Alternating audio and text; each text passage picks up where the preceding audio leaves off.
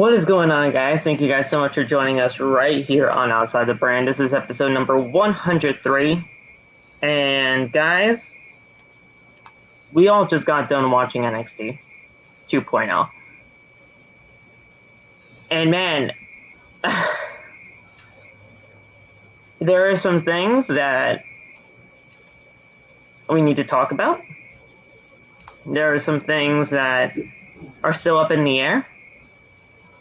And there are some questions that were answered tonight. Kyle O'Reilly started off the show with Von Wagner inside a steel cage, and what will most likely be his final match in NXT. As we all know, Kyle O'Reilly's contract ends tonight. It actually was supposed to end at WarGames, but he signed a little bit of an extension to finish this thing out with Von Wagner. And the final match of the feud was the steel cage match to end it off. Kyle O'Reilly lost that match. Von Wagner got pulled over. I had a feeling that was going to happen. And now we just got to wait to see what Kyle O'Reilly does from here. We'll talk about his future. We'll talk about where we all think that he is most likely going to end up, or where we would like to see him go. But in other news, we also just had Johnny Gargano. And Johnny Gargano, during this entire day, WWE's been posting a ton of content on Johnny Gargano. They posted the WarGames final speech that he had inside two rings and inside the cage. They posted Johnny Gargano match highlights all over the place. And they pretty much just said, what does Johnny Gargano have to say about his future here in NXT 2.0? Or just in general, when it comes to professional wrestling. We had to wait the entire 2 hours to figure out what the heck this was all about. Kind of had a feeling, though, because, I mean, it's something as big as that you really want to put on last. But man, the way they ended the show tonight, I wouldn't say it's disappointing, but it's really mind-boggling to me. What I want to get everybody to talk here. So, what's going on, guys? How is life?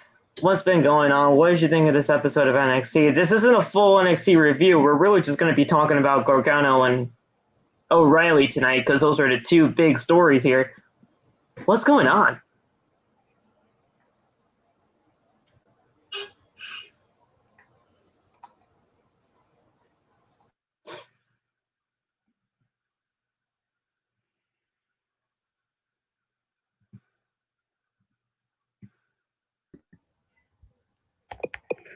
Yo. What up, Bob? Man, so much stuff happened today, and it was like a lot of it wasn't good. And then I'm just watching this dumbass show, and this was one of the weirdest occurrences I ever saw in my life. I thought this reminded me of when Jeff quote unquote retired in 2009, and then Punk hit a match at the top of the ramp. That's what it reminded me of when I first saw it. But I think those are two totally different occurrences. Now I'm thinking about it more, but it's just like, I just feel like they had one job tonight, and that was to give Gargano his moment that he didn't get at WarGames. Really, he got it after the show went off the air, obviously. But yeah, I feel like tonight they had one job, and that was to give him the opportunity to say thank you to all the fans, and then say he didn't have to say he was leaving, just say I'll see you later, and then do what he did. I don't know what this was like, how long this was planned. I don't know if Grayson Waller was always in the plan to attack him, but it kind of ruined the moment, and it kind of showed everybody that Vince and everyone who was back there running NXT, they don't care about the last generation of NXT. They are doing everything in their power to bury that, and not even letting Gargano get a full moment here tonight just showed that. And the crowd was booing and dead at the same time. I don't know how they were booing and not cheering. They were quiet and booing. It was the weirdest thing, weirdest sound that you hear when like a crowd is dead, but they're still booing. It's just like it's like a murmur, I guess. And I feel like that's one of the worst things to hear. I'd rather hear a whole sea of boos than to hear like a dead murmur. And that's what it was. It was just like people were like crying in the crowd, and he just ruined it by like not getting somebody who the crowd likes, or somebody that like I would have even understood a Braun Breaker if he did that, even though I wouldn't have liked it, but I would have understood that more because I see what they're trying to do with Braun. But this right here, that was They just didn't need to stupid. do this in general, though. Yeah, it was Just let it him was have his pointless and moment. stupid. It was pointless and stupid, bro. I don't know why. I don't get it. We've been invested in Johnny Gargano for years, and to see it end like that, it's one of the most bizarre things I've ever seen here in NXT. What did you guys think when it all went down? What's up, Betty? Josh, I see you in here, and I see Saul in there as well. Thank you guys so much for coming on by. What's going on, Josh? What's up, Josh? So just to let everybody know, I actually didn't watch NXT. I only saw about the highlights of it, but I thought it was kind of interesting. I don't know. You can definitely tell like Vince's book in this because both Raw and NXT kind of ended this like were similar in like the beginning and end. They both started off with the steel cage, and then like their last segment left people kind of like I don't know what to like think, and I'm angry and da da da. Because I know people were like really angry at like the finish of Raw for probably a decent reason, but yeah, I don't know, man. This kind of is weird to me because they promoted like with Johnny kind of having like what's he gonna say, and kind of like what kind of like an honoring him and kind of whatnot for all of the work he's put into NXT. But I mean, I look at it like having him get attacked is kind of a good way to get like the new guys over as kind of like a threat. But I don't know. You can tell like the fans weren't really having it. If if they were booing, but also quiet. Like it's not like a resounding boo. You know what I mean? So it's like we didn't know what was happening. there's a lot of fans who are now thinking like they're not going to be leaving whatsoever. Like Johnny's not going to be going anywhere, which he very well could be, and I guess it gives them a reason to want to continue watching the show, which is ultimately the goal anyway. But because from what I remember, I guess his wife is currently pregnant and is about to have their kids. So this is a good way to write him off if he is going to in fact sign, and it might just be kind of like a weird timing kind of thing. But I'm very curious to see what he's going to do if he in fact resigns. Definitely would go into a feud with that, but I don't know, man. With the way that Vince is kind of doing the old NXT, with having them lose it, WarGames, and the potential of Ciampa, dropping the title to Braun Breaker, I think that they're definitely gonna get rid of the old NXT as soon as possible. So yeah, no, I don't know. That was kind of I got the whole idea of it, but at the same time, like it didn't look like it went off well.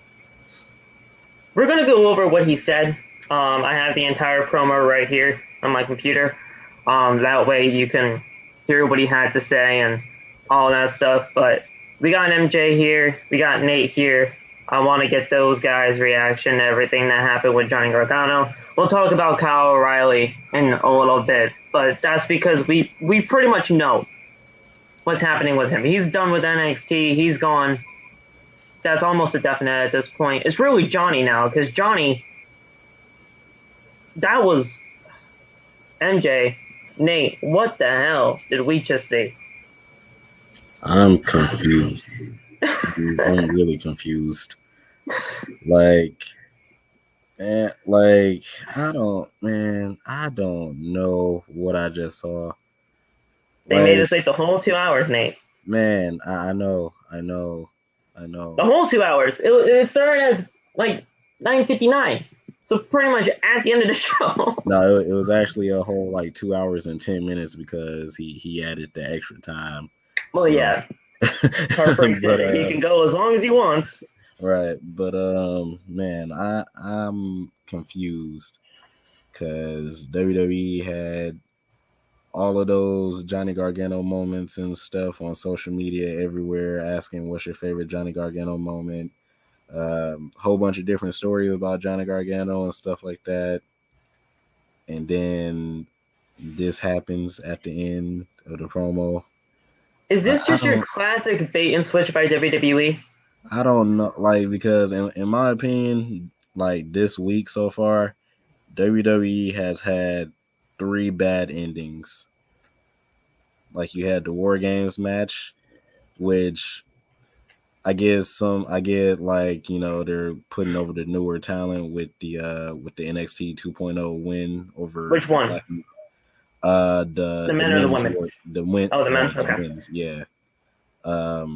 Because I know that everybody felt that, they're like, hey, Johnny should have won, his last match, so it was the right thing to do. But I also get that they're trying to put over the newer talent, so I kind of understand both sides with that. Obviously, last night with Monday Night Raw, with the Liv Morgan and Becky situation, yeah, we all know how that goes. And then tonight, another bad ending, in my opinion. It's, man, I don't know what's going on with WWE. Like, it's man, it's frustrating. It's frustrating. You can go ahead, MJ. All right, my man. Well, first off, how's everybody here doing? I'm sorry I'm a little late, but we didn't really do anything just yet. We just are trying to figure out what the fuck we just saw. So, to be honest, didn't miss anything. The only bad thing about the show that I personally see is just the ending. The ending was kind of like, what's the point? What does this mean? Like, how are they gonna do this? I feel like the show overall was good. Just the ending was kind of like leaves me confused. But I'll talk about that once we get to it, because I have a lot of things to say.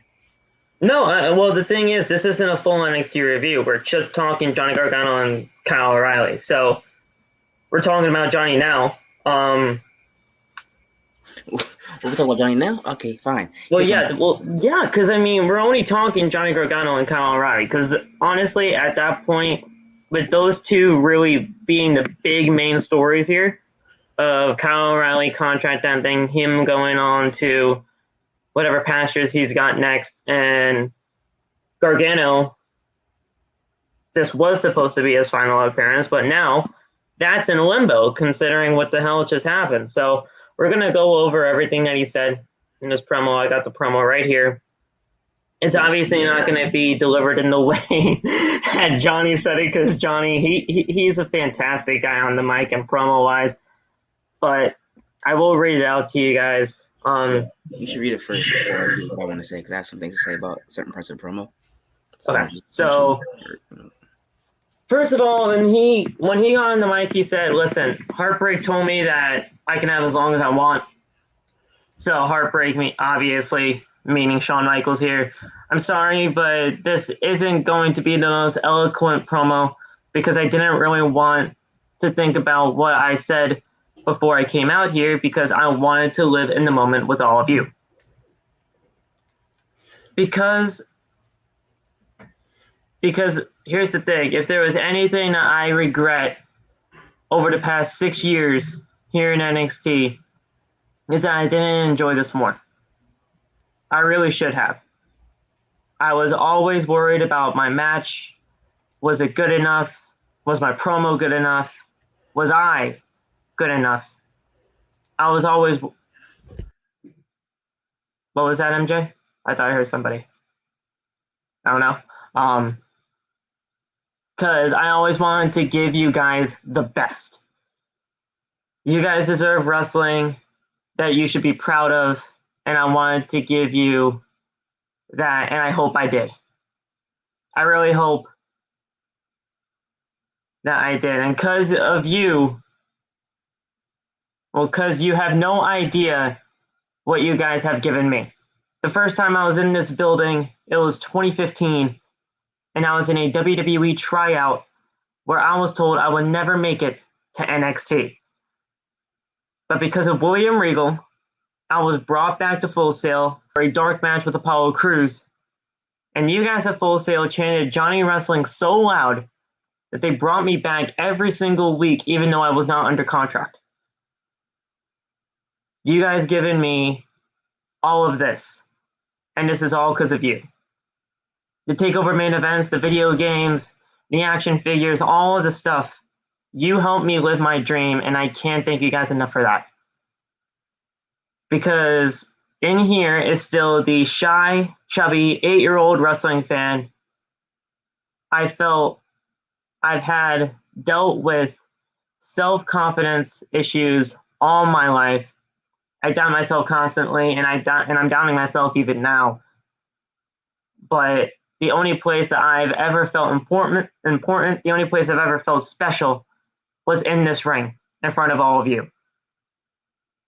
And for all those people that have asked me why I have been in NXT for so long, it's because I truly love this place and I believe in it so much. He then mentioned all the people that have helped him along the way: Terry Taylor, Sarah Amato, Matt Bloom, just to name a few of them. He named a lot of them. And this is like my family, and that will never change. All I know is that change can be scary, but sometimes it is needed, and sometimes it needs to happen. And if there is one message I could leave with you guys here tonight, is that you will never fail if you believe in yourself. I don't know what my immediate future holds.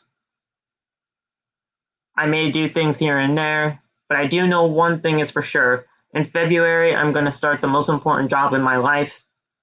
I'm going to be a dad.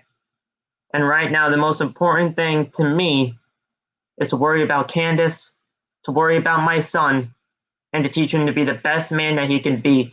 Then, at that point, Grayson Waller then attacked him. We all know we were all completely shocked. That was the promo. Or at least that was really the main points of it. That was pretty much the entire promo from what I can get. And that's it. I mean, and then we got Grayson Waller attacking him. So what were your thoughts on the promo? How did you like the delivery of his promo? Did you guys think that was a very well thought out way to go out? And did you think that he got what he really needed to say out? Or do you think there were some more things that he should have said here to really bring in the fact that he's moving on? So being a person that didn't get to watch this live and just hearing kind of what he said, I think that's a fine, terrific promo. Yeah, could he have brought up like, the DIY stuff? Probably he could have brought up, various memories from like his many years of NXT. I definitely think that this allowed people to kind of like remember him and know why we all are fans of him. And kind of get in the feels a little bit, just for then to have somebody attack him and be like, oh, this guy's a piece of, and just get mad. And I think that's how you build heels. I think that anger that you're feeling right now towards this, in that you don't understand and what doesn't make sense, I think that that's entirely what it did its job. I think that that's great. I don't know what the future has for him, if he is going to be coming back. Could he have had a way better send-off? I definitely think so. It doesn't look to me like he's going to be leaving after he has his kid for a while. I feel like there has to be some kind of payoff to this at least before. That's just me. Yeah. I'm hoping. But his contract ends on Thursday. This was the final actual appearance that he has, but the contract ends on Thursday night, which doesn't have a show. WWE doesn't have a show on Thursday. So unless they figure out some kind of deal with him on Thursday, that's it. I mean, that's it. So I don't know. So I was watching Lewis go live because he went live today to watch the watch show thing. So basically, what he said, well, I can't speak for him, but basically what I got from what he said, he's saying like, Waller, he don't really see what his gimmick is, and like he don't know if he's the guy to that kind of guy to really go with getting on this kind of situation. Because I know for a fact since he attacked him now, I feel like Gargano's probably gonna sign a contract in secret. Well, of course, once he helps out Candice and then his son and all that, because Candice still has like a year in WWE.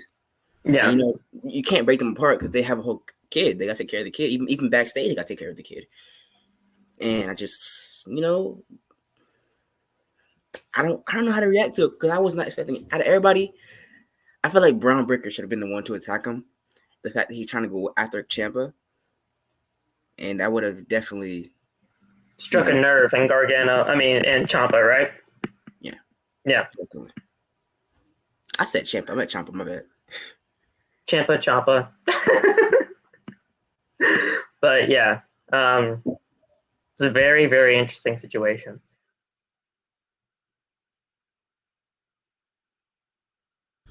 But also with that promo, I think promo was very good. Just like you said, the promo was very good. Just overall, him actually. I feel like another thing that Lewis said is that he felt like Gargano should have actually just spoke what's on his mind instead of like getting attacked and all that. He should have actually spoke what was on his mind like in the first place. He just could have just like went full on off script and spoke what he actually felt. I was gonna say, did this feel like just like a legit normal promo, or do you guys really think that was just off the dome, right from what he had to say? Because I felt it was more kind of promo-esque in a way. A little mixture of both, mixed with emotion. He probably had like points that he wanted to make just to get to like the end goal, but he probably like freelanced like a part of it where he's like, okay, I'm gonna hit these parts of the promo, but like everything else is gonna kind of be off the cuff kind of thing. So like he had points that he wanted to say, but he said them in the way that he wanted to say them and not like in the order that he probably had him in or whatever. Yeah, even just the way that you read it, it didn't seem like a completely scripted promo that, okay, I got to read all of this, Yeah. I think my bad. No, you're good. I think I'm gonna take back what I said. I feel like the promo, since it was kind of like his, well, from what we know so far, his last appearance and his last promo, I feel like it was 100% real, but also mixed with the emotion, and then doing this promo style for so long, I feel like it kind of like got mixed into his like actual feelings. Yeah. So. Yeah, no, I mean that makes sense. Well, Nate, you heard the promo again from my mouth. Everything that you wanted to hear and more, or a little bit left unsaid?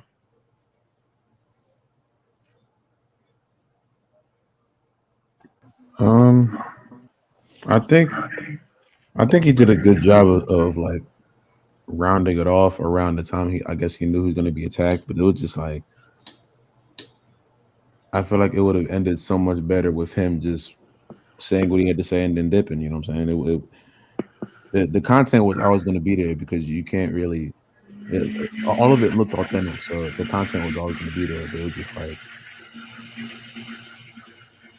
a lot of it goes out the window now, just because a lot of that stuff was just like tying up his career in NXT. But now there's like that open period because now it's like, oh, maybe he might fight Grayson for no damn reason, and it's like. It's weird. I don't know. The promo was done well. It's just I don't see the reason for writing a promo like that, or even if he just freestyled that promo just for someone to end up interrupting it right before it ends. You know what I'm saying?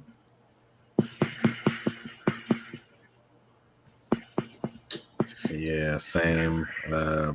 With what Loft said, like the promo itself was good. Kind of wish he would have threw in like some points with Ciampa and DIY, something like that. But like what Loft said, you just had that promo, and then Grayson Waller attacks you, and now everything's just thrown out the window. So like it really don't make sense. At the same time, I understand that you're trying to get fresh new stars out there, but at the same time, like I don't like it. Like it's like it don't make sense. So like I said, hopefully I'll see something like down the line, but like to me it don't make sense. It don't. One question remains. With all that just happened with Adam Cole. I mean, not Adam Cole. Jesus. I'm so in the freaking brain of seeing another Adam Cole Johnny Gargano match. It's not even fucking funny. But we'll talk about his destinations maybe in just a little bit. But I mean, with that being said, now I gotta watch next week, right? I mean, if he signs another contract and he shows up next Tuesday to confront Grayson, I don't know if I should watch NXT next week or not. Here's what I think. Not you said that. I'm add on to what I said. I feel like he's not going to show up for a very long time, of course, because his son isn't going to be here until February. I think he said. Yeah, it's February. Yeah. So that I don't. So he's going to take a hiatus all the way until once his baby is born, and then he can come back just to randomly attack Grayson again, just like he randomly attacked him. I don't know, man. Well, I mean, yeah, they did the whole chair spot to the neck and all of that. So, I mean, yeah, that's a way to write him off. But unless they don't sign a new deal by Thursday, he's gone. And that's how you leave him. Just laying there on the ground, grabbing his throat, and he's gasping for air. But they have to sign him back, because there's no way you can have Candice LeRae and Johnny Gargano separate. You can't do that. When Andrade and Charlotte were together, they were in two separate companies. They were engaged. But that's different. Candice and Johnny. That's not really that different. They were married. Different. I'm about to say they broke up.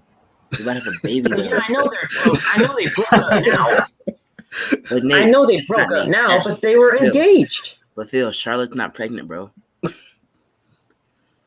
It's completely different, bro. That's not really that different. It's really not, but bro, that's a baby, bro. That shit. Yeah. That's the whole baby. It's not really that different, though, guys. If they were engaged and they were still in different companies, what the fuck's the difference? The baby? The other human that they have after the baby, let's say. After the baby. Phil, Candice and Johnny are not gonna bro. They're not gonna let Johnny not see his kid. Like, you can't do that. Cedric Alexander and Big Swole were in two separate companies with two children, I believe. I'm about to say you got Marina Shafir different. and Roderick Strong now. It's a newborn baby, bro. I don't think that Vince is going to be that particular. You can't be not letting them, be at least backstage. You know what I mean? Yeah, I mean, because he's a petty bitch, but you can't be that petty. Yeah, because I mean, Adam's been to like backstage, like to AEW events when like Britt was there. Like, I don't think that. I mean, if Vince really had an issue, Adam would have not been in the company after that. You know what I mean? So I don't think that's an issue, but it definitely did its job. We're talking about it, and it's giving people a reason to want to check out next week, just to even see if Grayson Waller is going to talk about why he did that. And then, I don't know exactly what the heck he's going to talk about, but it's giving people a reason to want to hate him even more. And it's going to make people want to see him talk and give his explanation. So, yeah, I think it made him one of the most hated people on the NXT 2.0 roster. He's definitely going to start talking a mess, but I'm pretty sure Johnny even said in the promo he's gonna take a little break to take care of his baby and his wife. So it's gonna be until like at least February, maybe even longer than that, because Candice's not gonna be back in probably till like May, June. So I don't see him come back, like, at least not in the next 2 months, bro. No, I don't see him coming back until maybe February, if anything. But it's all going to depend. Like, whether or not he agrees to any sort of extension or, temporary contract or whatever. We'll have to see, See, He had the extended contract for this. That's another reason why I hate that they did that tonight, is that you have so many, like, different possibilities going into your head. You don't know which one is the exact one to go with. And that's what really bothers me. Johnny's real contract ended last Tuesday. But then he signed a week contract just so that he can finish with WarGames and that he can finish with a promo on NXT. And that got him to Thursday, which is the real ending of the contract. So he already signed a 1 week extension, just like Adam did to finish his stuff with Kyle O'Reilly. So he could sign another contract. He could. You never know, man. Such a weird. He could sign a contract going into, like, that's gonna start in February. Who knows, bro? Like, I don't know. Only time can tell, bro. It's only time, bro. Yeah. Yeah. Yeah.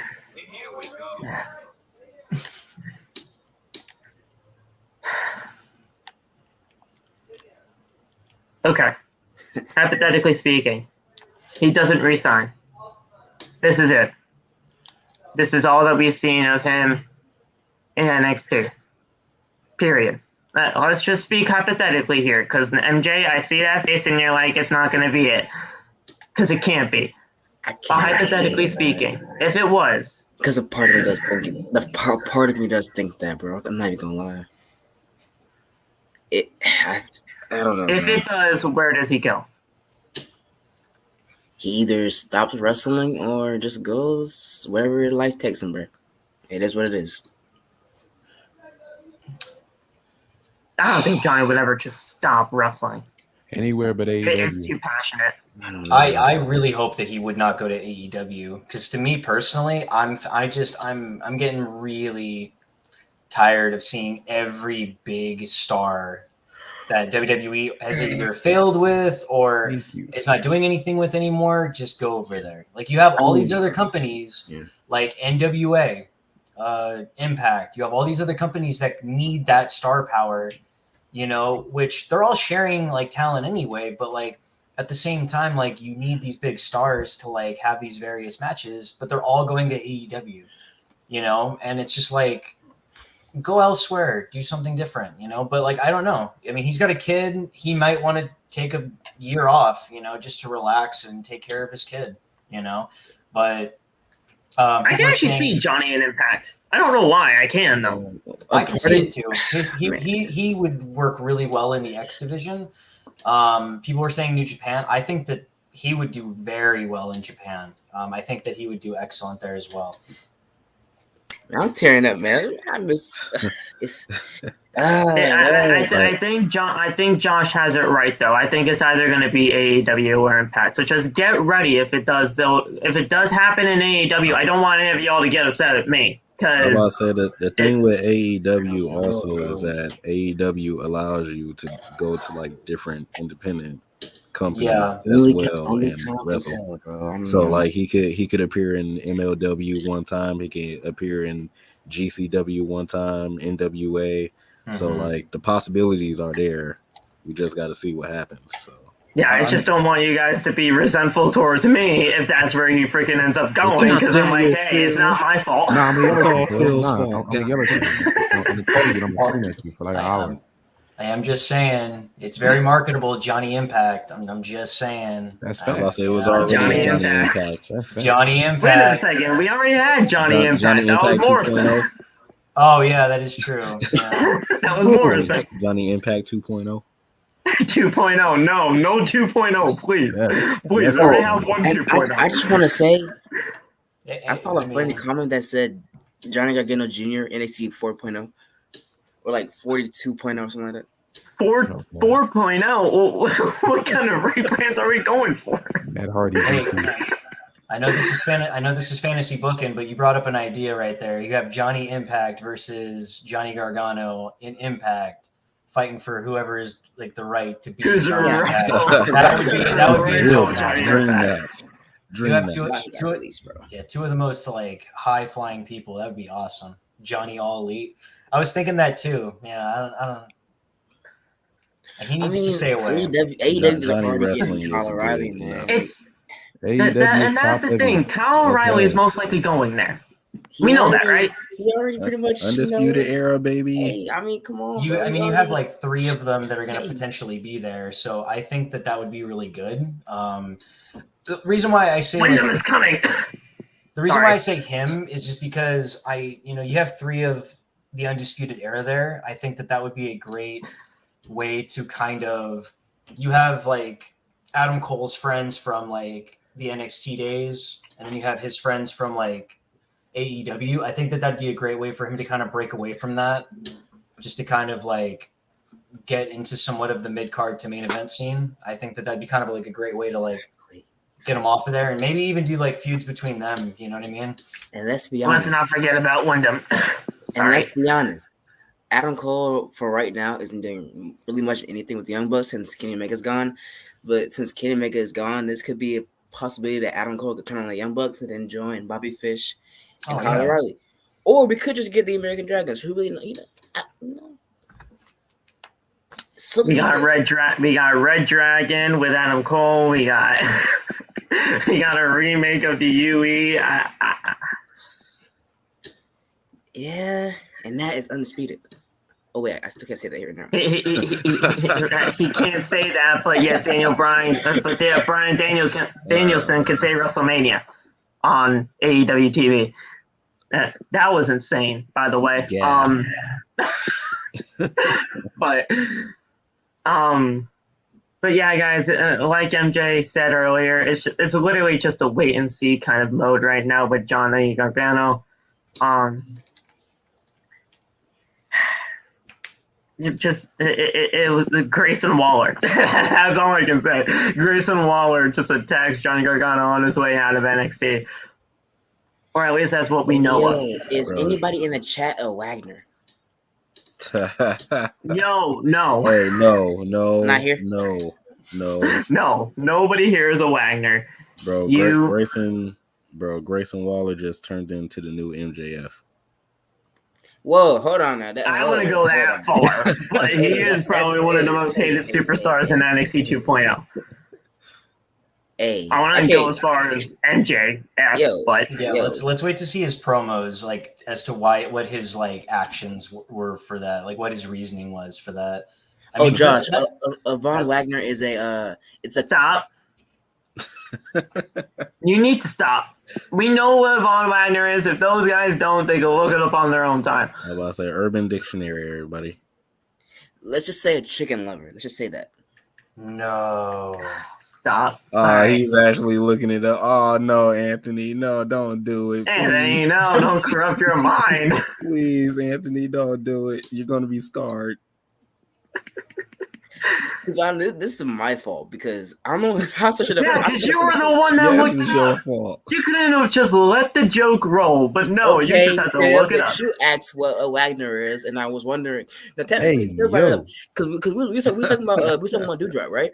And then we brought up you said I want to Hyper. Hyper Dewdrop something. You know, it was like I wonder I wonder if Wagner means anything. I was like, hold on, I'll look it up, and then I looked it up, and it was like very traumatizing. So yeah.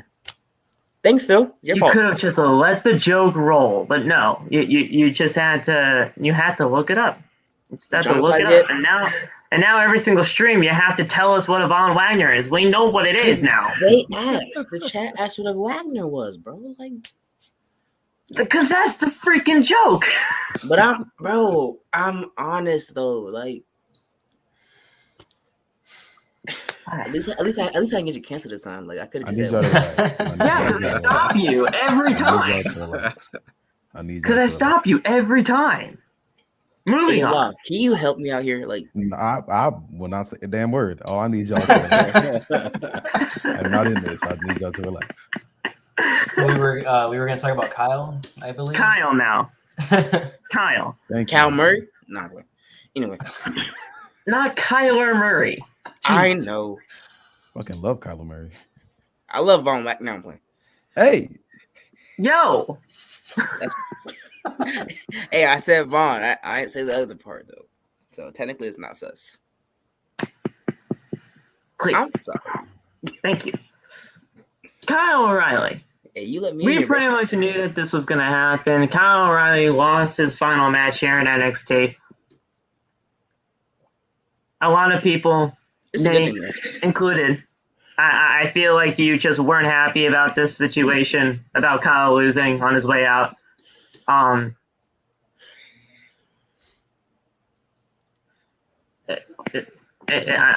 sorry, dude, but it just happens. Usually, when they're on their way out, they put the younger guy over. That's what happens. So like, this hurts.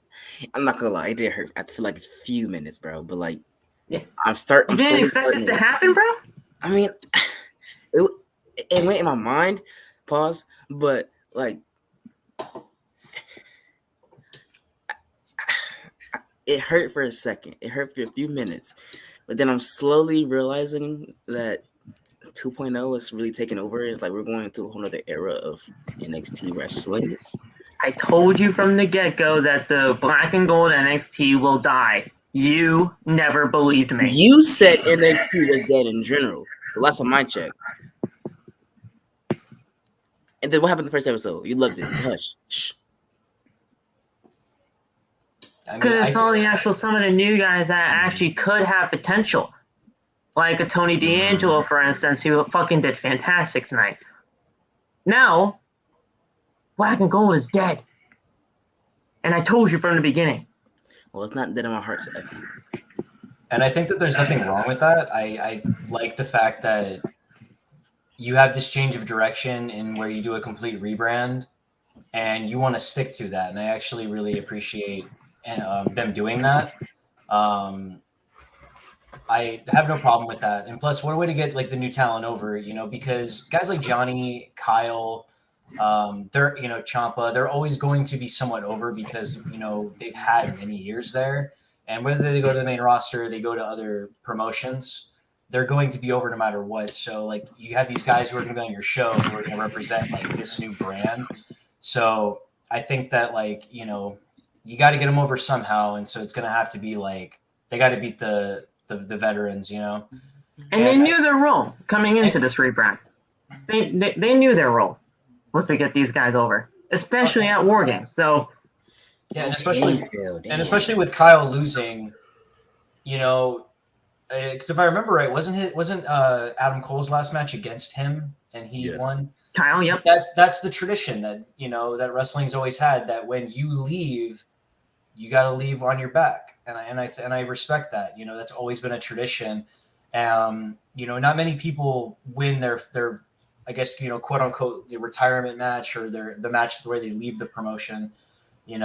And I think that's fine. Aaron over at WrestleMania. Yeah, we're not going to talk about that. that one was bad, but it's always meant to like put that next person over to carry on and pass the torch to some degree, and I think that that's fine. That was just another one I had in my mind. I didn't mean to bring that. I think that so many people are taking it harder because they're now starting to realize, like, okay, the NXT that I fell in love with and that I really enjoyed is going away. Very much like, we're being reminiscent of these memories that we had with the old NXT. So I think that that's more or less having to do with it. And I think that that's somewhat detrimental to this new talent that they're trying to put over for this new show. And it's a little bit unfair, but like, I understand completely. It's a little bit harder to accept the fact that like what we have is no longer there anymore, And like, for me, I'm not saying that I hate NXT 2.0. I love NXT 2.0. Like, I still love NXT. I'm co-king of NXT. I always love NXT. But, I accept the fact that we're in a new era of NXT, and I always will have the black and gold brand in my heart and in my mind, and it'll always be part of history. It'll always be pretty much what makes NXT what it is today, pretty much. So, yeah. And MJ, you have to understand, I like, just like you, I've been a part of Black and Gold for that era of NXT since the beginning. I have. I told Lewis this when we were all texting in the group chat earlier. When I was at work, and I was talking to everybody about what was going to happen tonight, because that's how much I felt about it. That's how deep I felt about this. Johnny Gargano, and you guys can jump in as well, but he is my favorite Black and Gold's NXT superstar of all time. He is. He's had some of the best matches in NXT history. He had probably the best NXT championship match in NXT history with Adam Cole at TakeOver. Second, I'd have to go with Andrade at that TakeOver, because that one was just freaking fantastic. His final beat match with Tommaso, fucking amazing. And that is my guy. Like, I've always had a Johnny Gargano place in my heart for that, and I will always. And I'm gonna follow him wherever the hell he goes next, because that's my guy. I don't mean it like in a way of saying, oh yeah, well, Black and Gold is dead now. I don't mean that in a harsh way. I want you to know that. I want you guys to know that. I'm just saying the Black and Gold part is dead because this is Vince's vision now. This is Vince's vision now, and that's all that's going to be. This paintball shit, the whole whatever he has, the Wale music and all that, that's his vision now. Mm-hmm. And there's nothing going to be able to change that. Do I see some guys that I like seeing it in 2.0? Yes. I actually see some potential in Grayson Waller. I see some potential in, obviously, Tony D'Angelo. I see some potential in Von Wagner. You know, why do you guys think I made the joke of what the fuck is Von Wagner? I see the potential in all of that. I see potential in these guys. But Black and Gold, there's just something in it that we should all just never truly lose, because that's what we grew up on, you know? I don't mean it in a harsh way. I want you guys to know that. Yeah, I mean, I don't take it harsh, man. I mean, NXT, I believe, was, and the reason why so many hardcore fans and why they love AEW too, is because WWE doesn't do what NXT was doing and what AEW is doing. I made a video about this when talking about the Ruthless Aggression era a while ago. I just saw that one today. About how WWE doesn't do as much long-term booking, doesn't give us as many characters that we care about anymore. It doesn't give us a reason to want to keep watching. Whereas like NXT, you got invested in the characters, you had long-term booking because you weren't having takeovers every month. They were giving reasons to want to watch the show, and the matches actually mattered. You were giving a reason to want to watch the show every week. And, you can tell like Triple H actually knew what he was doing, and he understood, what the wrestling fans wanted, and now that, Vince has pretty much taken it over because Triple H is out of commission, and you have Johnny potentially leaving, you have the rebrand, you have all of these, top guys who have been gone, where now the final nail in the coffin is going to be when Ciampa drops the title. It's, and I won't be surprised if once he drops the title that they actually completely rebrand that championship and make it look a little different. When that happens, I am for sure now going to know, like, okay, it's completely gone. There's no remembrance of the Black and Gold once after that. Oh, I also want to add on that I told you so, by the way. About what? I told you that the Braun Breaker's first title match, he wasn't going to win. His second one, he's going to win. Okay. But he's still going to be champion still. Yeah, I know. I just wanted to make sure you know that I was. Oh yeah. You just want to fucking rub it in my face like you did the last time. Whatever. You haven't been talking. Oh man. I'm just trying to figure out where the heck Loff is. I mean, is he just not talking because he just does not know what to say, or is he just letting all of us talk here? I'm just listening, bro. I'm listening to you.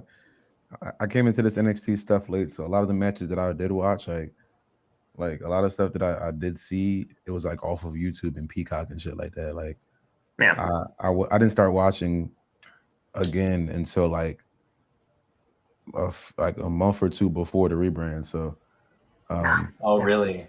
Okay. yeah, I took a long time off. I didn't watch NXT. I watched NXT weekly when like it was like that game show shit, and when yeah. So you missed all the good shit in NXT. Hey, that game show is fired. I don't care what you say. That's They what had I'm a saying. lot of I was no, cool they with had a it lot of for little talent bit. from that. So, just saying. I mean, Michael Tarver. What you know about that Michael Tarver? Anyway, The whole yeah. was it season 1 of NXT where the whole Yeah, Nexus came about? Yeah. Yeah.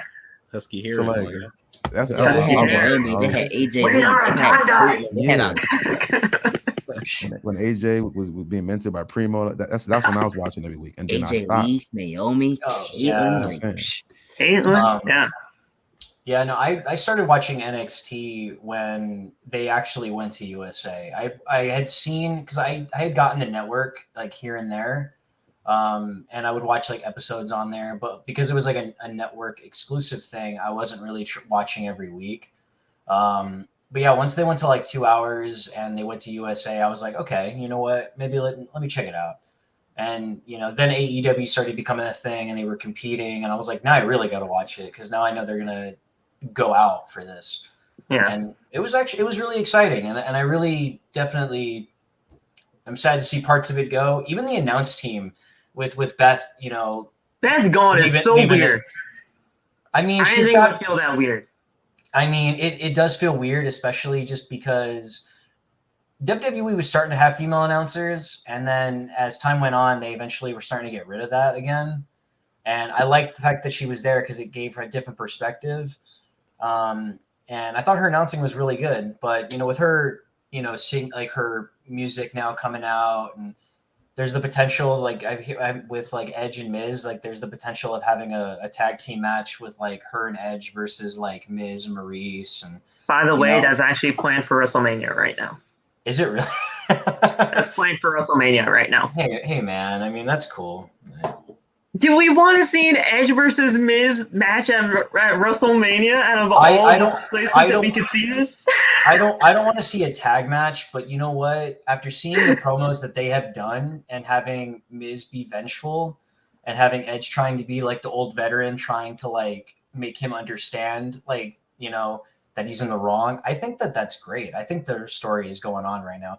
I remember They're like a bunch of old fucks. Miz is a 15-year veteran. There's nothing. That's another talk for another day, though. But yeah, that's actually planned for WrestleMania. Holy crap. But shit, fucking forgot what I was gonna say. But whatever you guys want to talk about, Johnny, Kyle, anything that you guys want to bring up about it, you can. We'll just piggyback off. Oh, one thing. This is NXT related. This is AEW related. Okay. I was pissed off earlier, and What happened? I'm gonna say this before I say what I'm about to say. I'm gonna say this is how I feel. I don't know how everyone's gonna agree with it, but I know how I feel about this. One of my favorite superstars on AEW, Jade Cargill, deleted her Twitter earlier. Yep. Okay. I saw the rant she went on Twitter, talking about how she feels that Black women superstars do not are still getting quote unquote bullied by the professional wrestling internet community, stuff like that. I agree 100% with her direction. And when I saw the way people reacted on her comments and stuff like that, I didn't see everything because obviously her Twitter's been deleted. I didn't even see that. Yeah.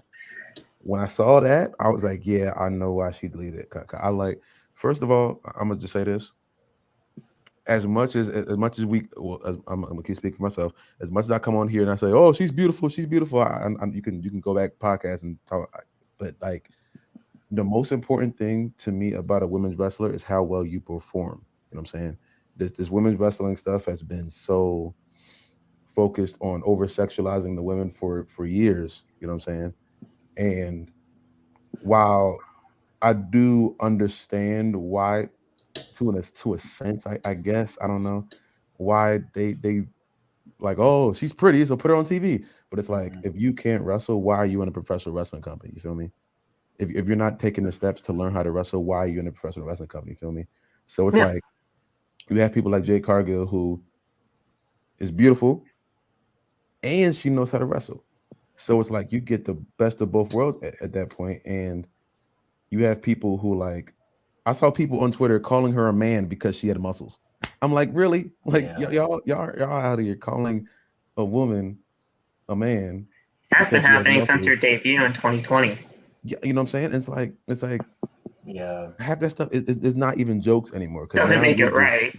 I don't mean you're that, just but saying stuff. You know what I'm saying? You're just saying stuff, trying to get some retweets or whatever, and like as much as you don't like a person or a character on a professional wrestling company, there's certain stuff you don't say.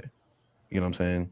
yeah. And when you're out here just disrespecting someone like her, who in my eyes hasn't really done anything to deserve that. Obviously, I don't think anyone really does anything to deserve what I saw, what she got.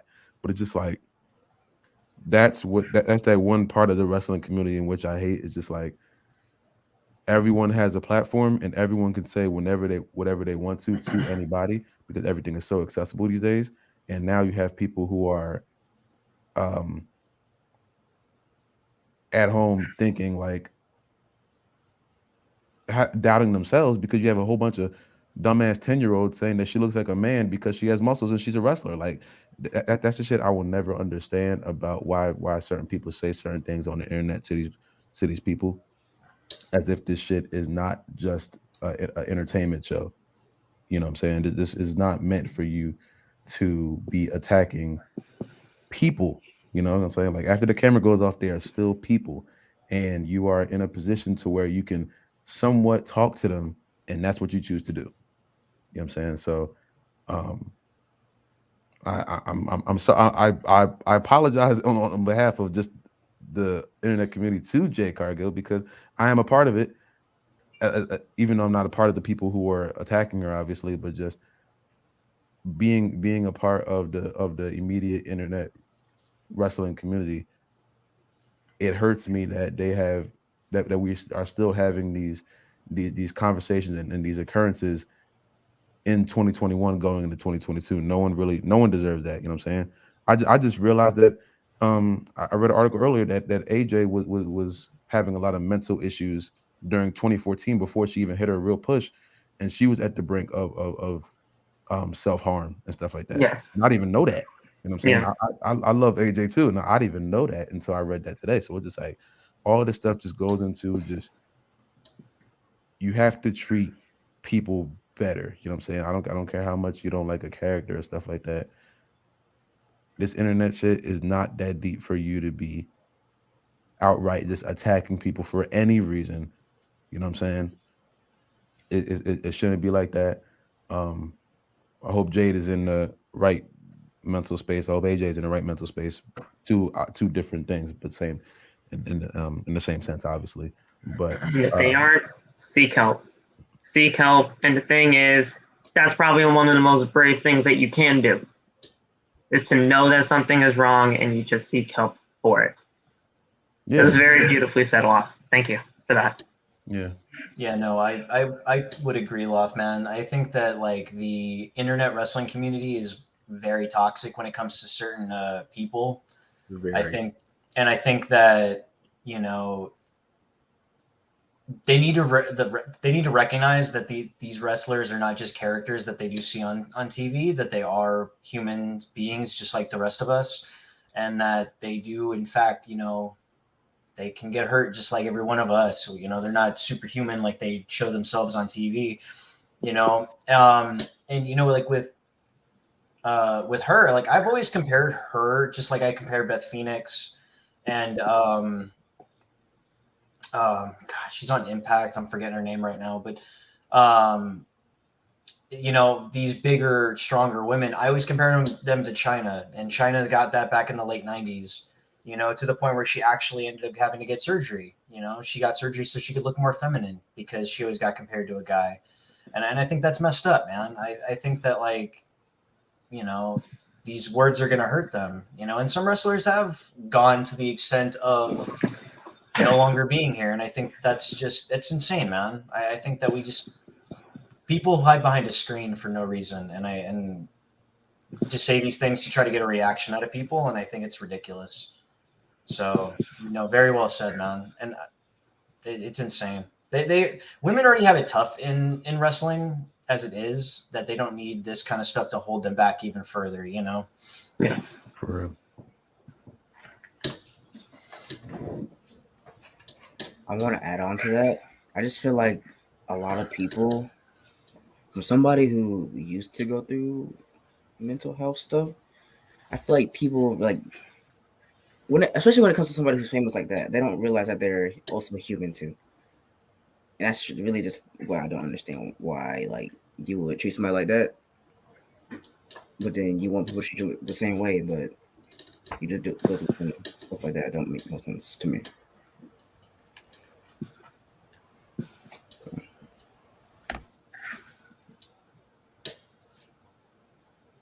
Don't worry, my guy Nate. it kind of went to a really different turn, but hey, you know, this is something that needs to be said, and you know, I'm glad Waff brought this up to us. Yeah, I didn't know nothing about that either, so I'm glad that Loft actually talked about that too, because I noticed on TikTok, as a part of the wrestling community on TikTok is very toxic.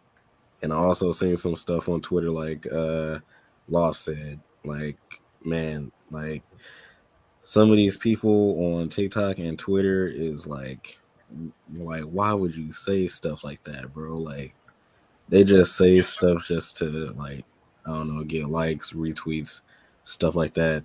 Like earlier today I had not today, yesterday, I posted a video of me reacting to Johnny Gargano coming out to Rebel Heart at WarGames.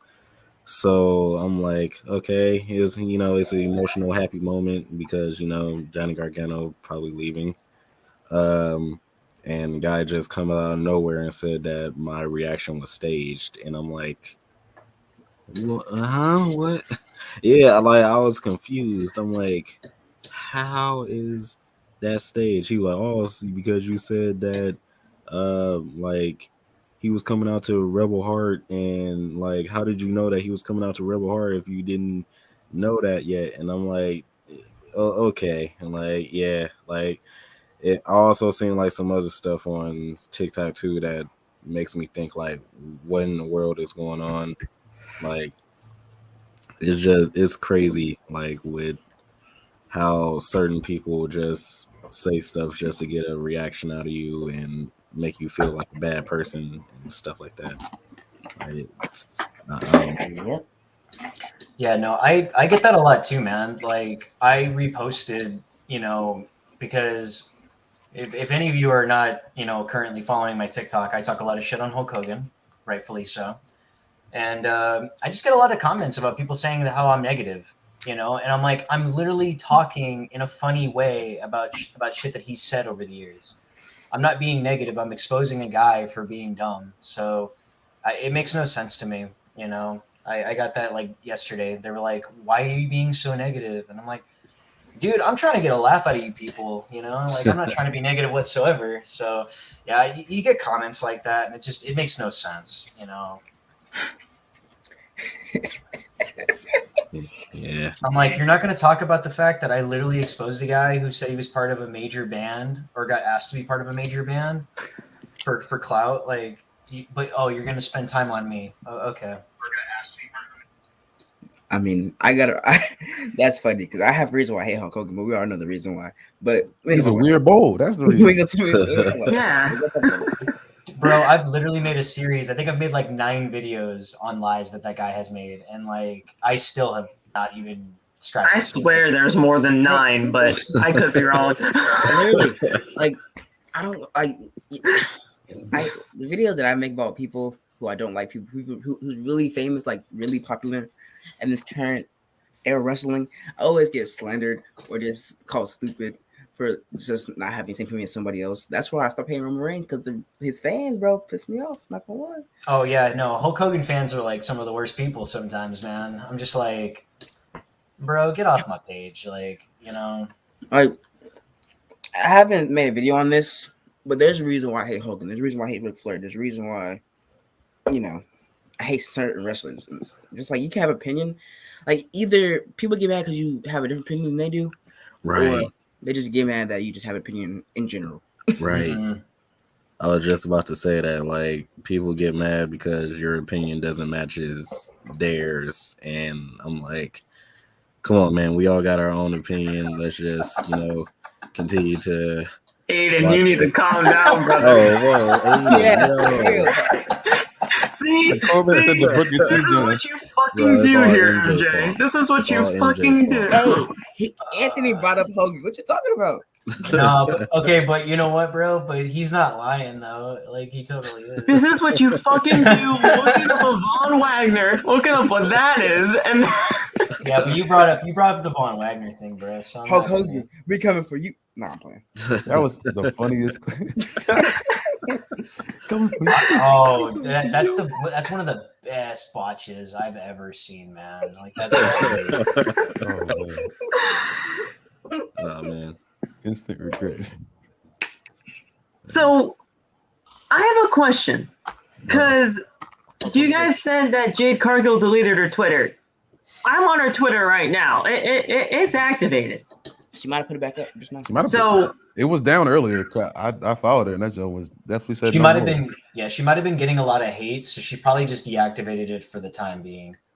because I mean, the last tweet that she has was "Goodbye Twitter, time to focus up. I have a lot to do this upcoming year. Winning and shit." And then that's it. Mm-hmm. I'm not gonna That lie, was for a the last second tweet there, she had That's about 11 hours ago. Hey, I'm not gonna lie, Loft scared me because for a second there, I thought he was gonna say like she quit AW because of hate, and I was like, oh my god, I have. I her would in have fantasy. screamed. Oh, I would have screamed. I have her in fantasy, bro. Like, ugh. I have her in fantasy. Oh, I actually have to check if Thunder had to have won her dark match tonight, but still, I don't even know if dark matches really count because I've been looking. I don't Oh, yeah, know. dark matches count. Y'all I'm sure? actually about to look this up right now. So I actually found the tweet. It was from 2 days ago okay. that she put. Basically, what do some, not all, of you fans have against black women wrestlers? I hear it so much and it sickens me. Basically she put something like that, and people are like, well, it's not that, you're just not a good wrestler, and they're basically putting the blame on her as to why she's not getting over, even though like she brought up a valid point. She's not talking about just herself, she's talking about black women wrestlers, and Yeah. and that is a legit criticism, because I've seen, especially on like other people's accounts, where people have talked about that same topic. People are always trying to say like, well, you've got these successful black wrestlers, and it's like, that's not the point though. There's like, they've had to work extremely hard just to get that. You know what I mean? I mean, Yeah. also the fact that she said also like black female wrestlers, you could just say the racists are talking. That's mainly giving her the hate. And that's the thing that people need to kind of recognize, is that, wrestling's always been more of a, and I'm not, saying about anybody when I say this, but more of like a poor man's like Southern type thing. Cause that's, pretty much where it originated from. So there's bound to be quite a bit of racism. I mean, I've heard stories from like, guys like Teddy Long with like Ric Flair, not surprising to hear, where he would randomly, like all the time, say the N-word. There's a lot of racism in wrestling, and I think it's just now coming out. Oh yeah, it's just now coming out. So like, I mean, you could say Vince too, but whatever. Yeah, and we take that too. You know, look at Vince and how many black world champions that he's had throughout the years, or people who could have had the title who didn't, or it took them way longer to get it. You know, Booker damn teeth. Especially Booker. Booker, that is a real example for me. Talk about, because I think I was talking about this yesterday. Talk about a story writing itself of bringing up his criminal history, having Triple H do the whole racism card to get heat, just to have him lose in probably like the worst fashion. You know, it's one Didn't thing. They try to bring in the Kofi Kingston story too with Vince?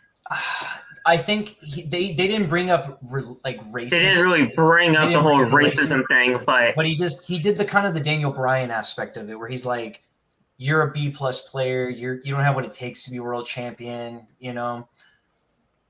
But once again, that was people kind of took it as that though, with the racism, just because it was kind of the whole deal. That's because Triple H said people like you don't deserve spots like this. That's right. Yeah, that's it. That's why that shit wasn't subtle. We're both professional wrestlers. Like people know what that means. I love and appreciate Triple H. There's some things that I do. I have a very high disdain for him, just because like I had this talk with Saul like months ago when we were talking about why I don't really freaking like Triple H. It's like stuff like that. You know what I'm saying? He doesn't put people over, and you have an angle to where even if Booker wasn't black, but him being black should have been a point, because it's like you have certain superstars on your roster that obviously have been picked to be world champions, and they either are world champions or you make them to a comedy act. You know what I'm saying? As much as I love him jumping around and gyrating and all that stuff, that's part of his personality, but also that's also been a thing that people don't even see him as a world champion because of that. That was a big thing when he got the title. They're like, he's not believable, you know. And I was one of those people that jumped out at that and defended him and said like, no, but like, you know, when you look at like other world champions, you know, they can turn it up and be serious, but then they can also joke around. And it was always guys like Kofi. They were like, oh, I don't believe Kofi's a good world champion because he jokes around too much, or he's too funny.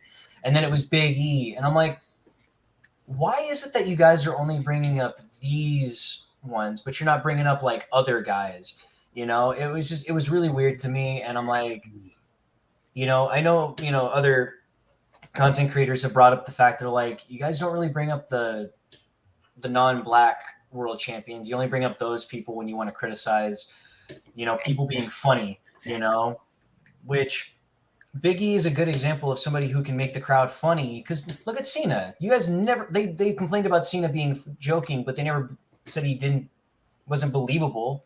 You know, The Rock was never one of those that was not believable.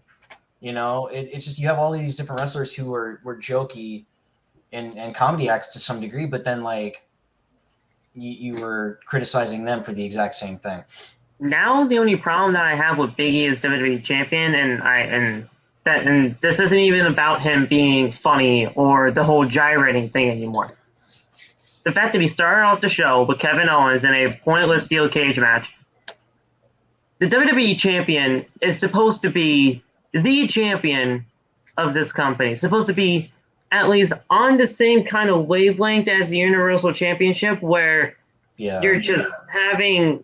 It's supposed to be on the same level. It's the two world championships. The WWE Championship don't mean shit in this company right now. Bro. It's pretty much the United States Championship or the Intercontinental Championship at this level. And the Intercontinental Championship don't mean shit. Literally. Because look at what Shinsuke has done with that title. The WWE Championship needs to figure something out. Bro, seriously? This is Roman Reigns' company. This is Roman's company right now. He is the face of the company. But the world champion should be treated like a world champion, not like this. I agree. But the fact that Vince has his hands so far, Roman's like, bro, Literally, he doesn't care about anybody else. He doesn't care about the WWE champion. His main priority And is that's Roman the Reigns. fucking problem. Right now, Roman Reigns is that guy who's gonna bring butts in states, but also he's over enough that he's gonna keep getting pushed, and that's what really makes me mad about it. And that makes me hate him so much is that I see all these talent like Liv Morgan and Big E and Damian Priest and even Apollo Crews and all these talent is not even getting used, but y'all want to focus on Roman Reigns so much. You know what? But the thing is, MJ, that's the fucking problem, is that the WWE Championship don't mean shit. And that's not supposed to be the case. No. The Universal Championship is not the championship that's been around for 50 years. No, and Plus years. that's exactly what I was going to say, is you have this belt that has a long lineage of various legends who have held it, and has been around for a really long time, and is supposed to be the belt of the company because it literally is the logo of It's the called company. the WWE Championship. But you're not treating it as such. And that's the biggest problem that I feel with guys who, because I remember being super happy about Big E winning the title. Because it's not Big E shaking his hips anymore. It's not. You know what I mean? I thought that, guys like Kofi and guys like Big E and guys that the fans want as champion, I feel like, Vince is like, well, these guys want them to be champion. Here you go. But then they don't book them well. And I don't think it's a problem to book him in the opener. I think that that's fine. But yeah, exactly. I remember watching Raw last night and I was like, wait, why are they having a steel cage match for? Like, it made no sense to me. And like, was the steel cage match mentioned last week on Raw? I don't think it was. Or was this just a random match that they told? It was mentioned on SmackDown during the week. It was mentioned on SmackDown as like a commercial or something. But it was just weird because they didn't give any reason as to why they're fighting this hard for it. Like, it felt to me like a title match because the way that they were booking it with steel cages is like, oh, they're dragging to like escape the cage. Who the fuck cares? If they win, they win. But if they lose, they lose. It doesn't matter because they're still gonna be fighting in the pay-per-view.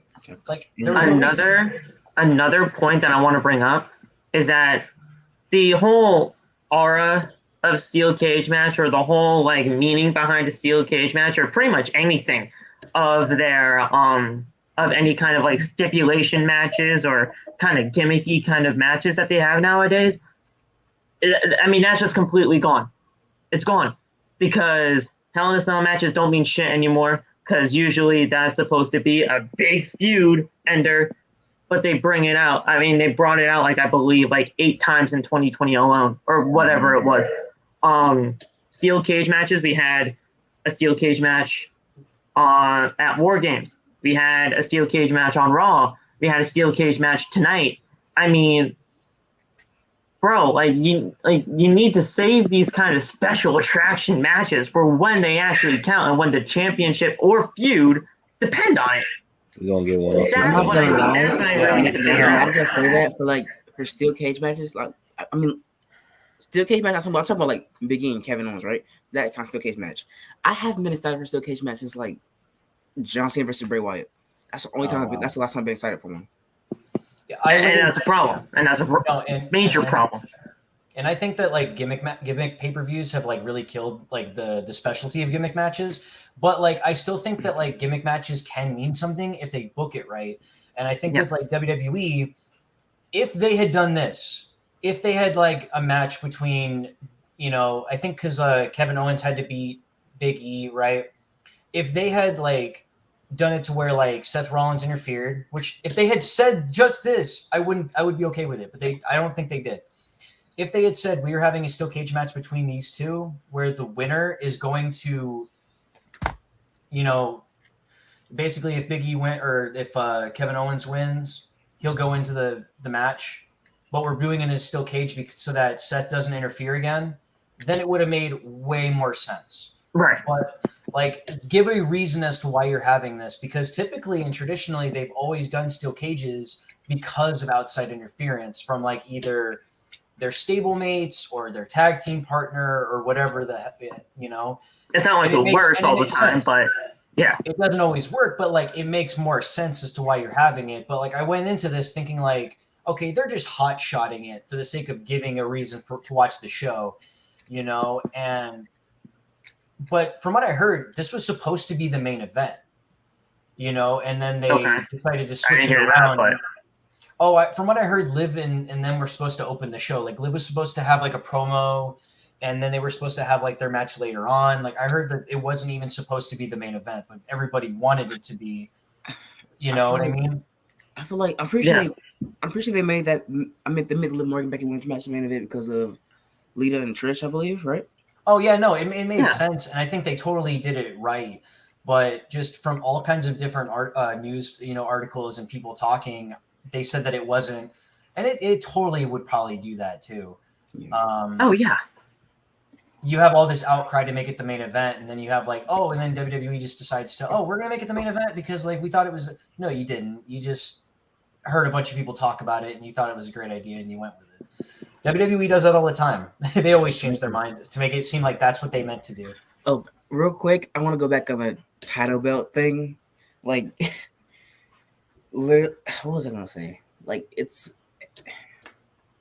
I feel like Vince don't care about championships anymore. He just cares about who and what puts money in seats. Even though we got budget cuts, but still.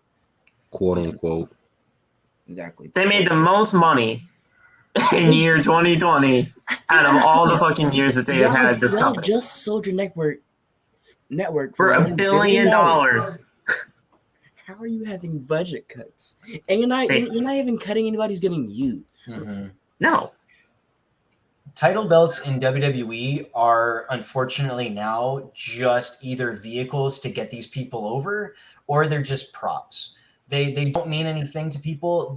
The mid-card titles, the U.S. and the Intercontinental Championships, were always used for the up-and-comers or the workhorses of the company to give them something to signify fight that they're for, the next guy, and then get them pushed up. The Intercontinental Championship was always used by that for most of their people, that either they weren't going to get that main event title, so give them something to shoot for, or the people who were going to eventually be the world champion. Every title made sense. And now it seems like, you have all these different brands. And so you have the world title, the mid-card title, and the tag team titles. And they're just randomly going to various people. And I think the biggest thing of that is like the women's tag team. They're going from random ass tag teams. Now, all of a sudden you have Carmella and Zelina a tag team for absolutely no reason. It's just like that title is worthless to me now. Yes. And what is it? I mean, I feel like the US is getting used more, but like the Intercontinental has lost so much prestige, man. I haven't given a crap about that title since Miz, because at least Miz made it worthwhile, as to why I should care about this. And I don't know what the hell they're doing with Shinsuke, man. Like, that guy hasn't defended it in like so long, and I'm just like, ugh. You see more people chasing the 24/7 title than you do the WWE Championship. I care more about the 24/7 title at this point, because they actually give them funny segments and are giving people who maybe aren't getting used like an actual shot. Like Dana Brooke, I was not giving a crap about her, and now I'm actually kind of excited for her getting somewhat of a push with it. And now they're doing like some romance thing with like the previous champion, and I'm like, okay, like they're doing something with it, so they're actually using it as a way it's to fucking shit. It needs to burn in a fucking trash can and die, just like the women's tag team titles. Also, chat, I meant to say WWE is cutting superstars that actually are getting used, not getting used. I meant to say are getting used. I knew what you meant. I just didn't want to. I just want to see R-Truth win the 24/7 title for like a record. He needs to win it like 100 times in order for me to finally give a crap. See, and that title I already knew, like when watching it in the beginning, I'm like, this is literally just a vehicle for R-Truth to do something.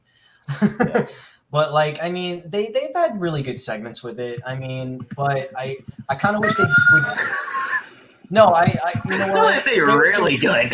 No, not really good, but like they've had decent segments, and like it's supposed to be a silly championship. I mean, that's the whole thing. It's not supposed to be taken seriously. But you have all of these guys who aren't getting used, so why not have them do something funny and get some airtime? They get more airtime sometimes than the Intercontinental and the US title sometimes. I mean, and that's a fucking problem. That is a problem when your jobber belt or your lower mid card, your lower tier belt is actually being used more for people than your supposed secondary belts. Yeah, and they wonder why, like, people love John Cena's open challenges. People love when Miz had the title, because that's when it was actually like treated as like the world title. Like it was, I believe it was way better than the world title at that time. Yeah. When John Cena had the U.S. title, he was giving all of the up-and-comers, because he was the veteran, he was giving them all a chance and having all of these potential dream matches. And no one cared that Cena was going over on these people, you know, because he made them look good. And that's really what started in a lot of people's eyes, like people thinking like, okay, Cena's actually not that bad of a guy now, because you had all these years of him burying people, but now he's actually making these guys look good. So, I mean... Yeah, and now they're trying to do the same thing with Damian Priest, and it's like... And it's not working. It's not working. It's not working. Like, you had a random ass match with Bobby Roode, and I haven't given a shit about Roode in like 2 years. That's what I said. I'm like Bobby Roode. And the thing is, guys, also, what's the purpose of an open challenge? Please, somebody tell me what the purpose of an open challenge is. And I'll let you guys know for something real quick. It's Go on, somebody say. It's supposed to bring up newer superstars, so that way you could help the newer superstars out. Or who enters first in a championship open challenge? The challenger. You have the champion, because you have the champion first. You have the champion. The champion made his entrance on Raw, right? Damian made his entrance on Raw, and then who was already in the fucking ring to answer the open challenge? Big Bob. For real, like they came back from commercial. They came back from commercial. Robert Roode, like what? Yeah, Bob already made his entrance during the commercial break. Yeah, that's a bit ridiculous, man. But it also has to make sense. How's that supposed to intrigue me? Yeah, when you have open challenges, you know, it makes sense for Cena because he's the veteran. He's giving all these new guys a shot. Or you have somebody who just won the title and is a fighting champion and is like, I'm going to take on all comers. That makes sense. But Damian's not a face, I don't think, anymore. No. So, like, he's a heel. Why would he want to do that? He should be the exact opposite and never want to defend it. You know? Yeah. It makes no sense to me why he would do that. Unless, like, he does an open challenge. He's like, I'm going to give somebody a chance even though they're going to lose, and then have him drop the title then. Because then it makes him look like an idiot, and that's how they always do heels, you know? And then have a new star get born. But to have him do that and then win, it just makes guys like Roode look like an idiot. But once again, like, he's been in a tag team for the last, like, year and a half, I think. So, like, why should I care about him? He hasn't been relevant in the mid-card for quite a while. And now it's going to be Dolph Ziggler next week in the United States Championship Open Challenge, but he's going to be making his entrance during the commercial break as well. So it's just completely insane. And to guys that think, oh, yeah, well, here's the thing. AEW is doing the exact same thing with the TNT Championship with all these open challenges. I don't like him doing the open challenges either at this point. You need to have Sammy Guevara do an actual feud for the TNT Championship too. Enough with the open challenges. Yeah, I'm done. It made sense. I think, what was it? It made sense for Jay Lethal because he was coming in. Yeah, that's fine. It made sense for Bobby Fish too. Because he was coming in. It makes sense for people coming in, but then as soon as the aura is over and you're just kind of there now, championship open challenges mean to me that they legitimately have no creative plan right now. That's it. It's very much just like a tournament. I cannot begin to tell you, and this is part of the issue that I have with the Bronament. Bronament, don't even get me started on that. Oh, God. You got 4 teams. Or like 5 teams that you have. One of them's not even a legit tag team. You don't need like a tournament. Like you just need to figure out some other way. I mean, I get it because it drags that out a little bit more. And so you can have a little bit more to put on air for that day and then for the next week. But like at the end of the day, like you got to do something else. You can't just do tournaments and open challenges. You know, they haven't done a stop the clock match or like one of the clock matches in like forever. Oh my God, they do clock challenges. They should do that again because you know what? Beat the clock challenges. But like, I think it's just Vince's old booking. These have been a thing for a long time and they've worked. But like at the end of the day, like you can only go to that well. You want to so know what many kind of times. fucking match I want to see brought back? A fucking championship scramble. When have we ever fucking seen a Oh, championship scramble thing man. again? I mean, somebody- you know what? No, you know what? That died the death that it needed. Listen, I came in when the championship scramble was already dead. I want to see one more time. If I just see it one more time, I'm fine with it, and then that's it. Bro, We a can kill it. gauntlet match. It was Gauntlet basic. matches. Gauntlet matches were awesome. That put Seth Rollins completely That's over. that's exactly who I was going to bring up. The Seth Rollins got him completely over just on that match alone. Yeah, when he was in there for an hour. Yeah. You know, what the heck? When was the last time that we've seen a battle royal that wasn't at like a WrestleMania? You know, like, or wait a The minute. 41-man battle royal on whatever fucking SmackDown that We was. saw that What the SmackDown. fuck was that? But like, you know what I mean? Like doing those kind of things are a little bit different, or even doing a gauntlet for the for the tag team titles. You know what I mean? Like the tag team turmoil kind of thing. Yeah, like you know, you have all of these different teams. Like, do something with them. You know, Well, we really don't have that many tag teams here. And that's the problem. That's what doesn't make sense to me when when you have like a tournament style thing. It's like, I think the 4 is the only ones that I can really think of. I think that's the only tag teams they have on Raw. I mean, Waf, we were kind of just trying to talk about that last night on the Raw review. Did we figure out any other tag teams besides the 4? I don't think so. I mean, no. I was going to say the freaking Viking Raiders, but they're on SmackDown. Yeah. Barely. Yeah, barely. You know what I mean, saying? and then they're about to make Drew and Jeff a tag team for some reason. I feel like that's coming. Ridiculous. And that's the most dumbass tag team I've ever seen. They're about to break up AJ and Omos, so yeah, they're about to do that, which I am somewhat happy for. But the thing is, I don't like it if it's going to bring Omos a singles push, because that's not what needs to happen. That's not what needs to happen. No, he's bad. Because Omos is fucking terrible. He's the Great Khali 2.0. If there's anything 2.0 in this fucking company, it's Omos being the Great Khali. And you know how much I fucking hate the Great Khali. AJ needs to be put in a fucking WWE Championship picture again. But even though that's not going to happen because, you know, he's too old now, right? But that's just me.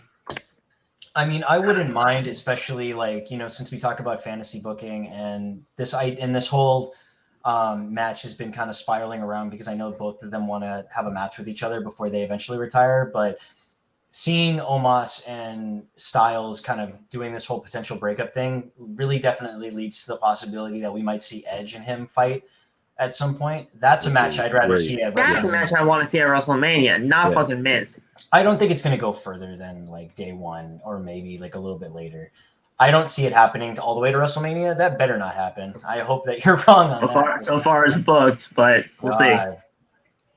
Like we already saw Miz and Maurice. I hope I'm wrong too. Don't think I want that. I hope I'm fucking wrong. If I'm wrong, I'll come on here on this podcast and I'll fucking say it. I hope I'm goddamn wrong. But yeah. Yeah, I got a question too. So we seen that Bobby Lashley attacked Seth Rollins, Big E, oh my and God. Kevin Owens after that. Bro. Why did that have to be on a commercial break? Exactly. Oh yeah. If they turn into a fucking fatal 4-way, Anthony, no. Please. I'm already heated that it turned into a triple threat because you had Seth win fair and square this contract for a one-on-one match. I said that to MJ last night, and he was like, "Yeah, I know, but it's WWE. What do you mean?" You made me feel bad for the heel in this. Wait, that's bad. That is reverse booking. You had sympathy for the heel. You're giving me sympathy for the heel because now he's getting screwed out of the If you have sympathy for the heel, Phil, I cheer more heels than I cheer faces, bro. Come on. Oh yeah, pretty much all of us do at this stage. But I hate that. I hate that Rollins got the match, but he earned his one. Like exactly, he earned his one. As much as I don't like it, he earned it. So it's like. But the only reason why it makes sense as to why they're doing. The only reason why they're doing that, and it makes sense, is because Kevin Owens is probably going to be leaving anyway, and he's taking the pin. There's no way that they're making Seth look weak in defeat. That whoever wins, whether it is Seth or Big E, a lot of people are rooting for Seth to take the title. Which is fine. Because honestly, at this point, you can argue, and I said you can argue. I'm not saying this is my personal opinion. I'm saying people can argue that singles-wise, other than the authority stuff, this is kind of the best work that Seth Rollins has done in his entire singles career. And people have argued that. Yeah. I said other than the authority stuff, people can argue this. I think the stuff that he did with Edge was incredible. I think him as a heel has always been more effective. Him as a slimy heel has always been better. He's one of those guys that can't really, do it. He's very similar to Miz. Whenever they try to be a face, it just doesn't work for me. But yeah, I definitely am curious to see. But yeah, going back to Bobby Lashley, man, like, why would you not make that on the actual show? You showed it like after when they came back, and you have all of these people who are like, I was super confused looking at that. I'm like, I was confused too. I'm like, Big E won. Why is he like down on the ground? And then like they showed that, and I'm like, okay, now it makes more sense. But like, why would you only show the clips from the commercial break? Why would he not be on anyway? Like, what's the point? He was your WWE champion and like the biggest star, and you've had promotions for like 2 weeks. Still be WWE champion. Like you don't think a bigger moment for Big E to cash in out of WrestleMania would have been better? No. Come on. Okay, we don't do that anymore. Remember, we don't do that. I don't know how many times. I know the long-term storytelling, but still, I know they don't do that. But still, that would have been a way better moment than it's just, oh yeah, I broke my goddamn leg, says Bobby Lashley, and then he loses on Raw. I don't know how many times we got to tell people that Bobby Lashley was the better choice to cash in on. No, but here's the problem though, because this is part of the problem with that cash in. Money in the Bank is always a really good vehicle for heels. You have guys like Edge. You have the various heels that have cashed in on injured babyface champions because it gives them a reason to lose the title. It makes sense. 06. But then, because then they're not fully 100%. So like they're not looking weak when they do that because they're injured. They just had a match or whatever, But Bobby's a heel. He's injured, so then you're cheering for Big E taking an advantage. That's just making him look weak. Like, that doesn't make him look strong by any means. It's just it's weird to me. Money in the Bank has never worked for face wrestlers for the most part. WWE in their storylines, I don't get why they can't figure it out with faces and heels anymore. Yeah, because like some like, speaking of the face Money in the Bank cash ins, like someone tried to compare Big E's cash in with John Cena's cash in on CM Punk, and I was like, that's two different. That's way too totally different. That's way different. I said because John Cena told CM Punk ahead of time, like, hey, I want you at 100%. I mean, technically Big E too, but still totally different circumstances. Exactly, and the difference, John Cena failed. That's a difference. Well, that's the difference. I'm about to say, but it makes sense. But it makes sense that you would have a baby face who wants to do it the honorable way, that he wants to make sure that his opponent knows and everything like that, and he doesn't have to win it, But it makes sense for a heel to use it as a vehicle to get even more heat, But yeah, I've never understood why baby faces take advantage like that. That's not characteristic of their character. It's just really weird. And the reason why I said the whole WrestleMania thing, like, oh yeah, you can have a big moment for WrestleMania. I book my shit big for big moments. I don't do this shit to just say, oh yeah, I'm booking in the mind of Vince McMahon. No, fuck that man and fuck that company. You need to do something big in big moments.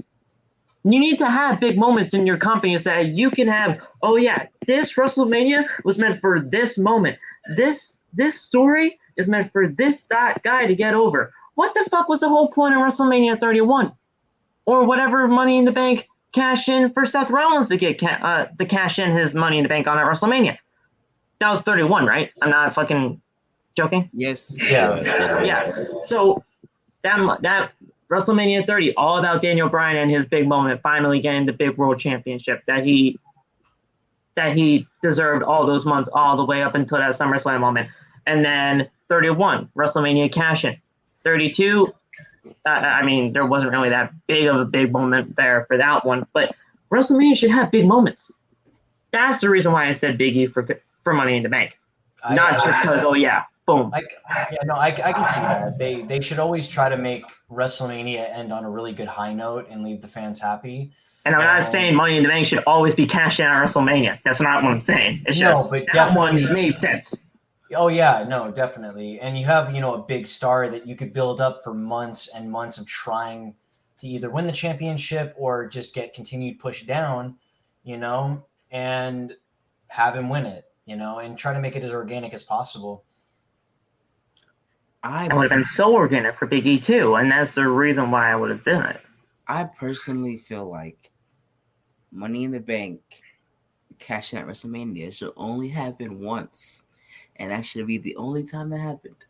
Yes, I know. But I'm just saying it would have been a really big and organic moment for Big E if that happened. I know what you're saying. I'm just saying how I felt. So we had what is it, Ant? Say that they want Liv to win at the Royal Rumble. Really pushing it, man. I've been hearing plenty of She people makes it talking that about that far. too. We got after day one, I think we got Royal Rumble coming up. Kind of jumping ahead of time, but who do you guys think are going to win the Rumble matches? Who you got? I never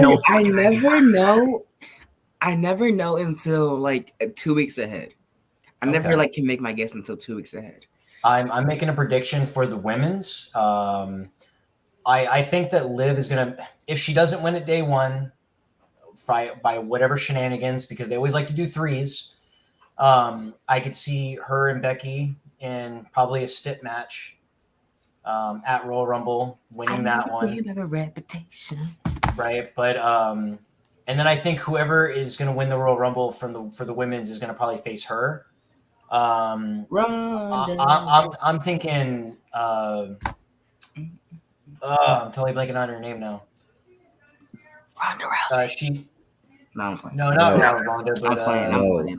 No. Who said that? Yo, can y'all start yelling at me? I thought I was joking. Jesus That was Christ. MJ that said that, Loft. Go ahead. No. Go at him. I was just playing, Brady. God damn. Chill out. Yeah, no, she's injured right now. Bailey. I think Bailey is going to probably return if her injuries are healing up and everything. I could see her. Should be ready by that time, actually. I definitely see her because that's something that she hasn't done, and it's somebody else that's different and fresh, and it's a returning person. Have her win, and she's going to be cheered regardless. It's not going to be a heel thing. Santina, bro. I want Santina to win. Santina, let's go. Man, you are capping. You are capping. Bro, Santina is the GOAT. Men could either go either way. Like that's just too really hard to tell. It's hard because I don't know who else could win. Somebody put Finn. Could see Finn. He's the only one that I could see that makes sense because we just don't have anybody that could even theoretically be part of the main event scene right now. Yeah, I want to see Jeff Hardy, man. For the real. thing is, I could see Jeff, I guess. The thing is the Royal Rumble winner going to be a Raw or SmackDown superstar? Because that's the thing. If we're going to have Roman be the champion at WrestleMania, it's almost a guarantee here. I feel like it has to be Raw because I feel like the Rock's probably gonna. I don't know, bro. And the thing is, we don't even have the Elimination Chamber to challenge to get the guy that challenges the next guy, the other world champion that the person from the Rumble doesn't pick. I don't know, man. So that's also another thing that we have to keep into account. Wait, What's going to happen? Wait, is that officially done? Is the chamber officially going? Elimination Chamber is not happening this year. No. What? I'm glad for that, to be honest, man, because you know what? It always irked me that you have the Rumble winner. They ruined it for me last year because you had the Rumble winner and then you had you had an Elimination Chamber to fight the next match. To fight Yeah, the title. to fight the guy that was That's to fight never the how it world goes. champion in the next match. It doesn't make sense to me. You always had a Rumble match, and then you would have You like can pick the champion. other. Then you had them pick, and then you had the other brand fight for the other title. in the elimination chamber for that other world championship at WrestleMania. That's all you have to do. Yeah, it made no sense, and it just, I don't know, man. I feel like once again, the booking made no sense. But now, is there no elimination chamber just period forever now? No. I don't think that's the case, but the elimination chamber is not happening this calendar year for the WrestleMania season. That sucks. That's stupid. I'm surprised you guys didn't know that. I thought I told you guys this before. No, I never know anything. I was about to say I didn't. I was about to say if you did. Yeah, I I'm slow, so like I probably Okay. And yes, gimmick pay-per-views are terrible, but Elimination Chamber, at least at that time, on the road to WrestleMania, made sense because you have the winner of the Royal Rumble pick the champion, and then the Elimination Chamber winner gets that other world champion at WrestleMania. It makes sense. Yeah.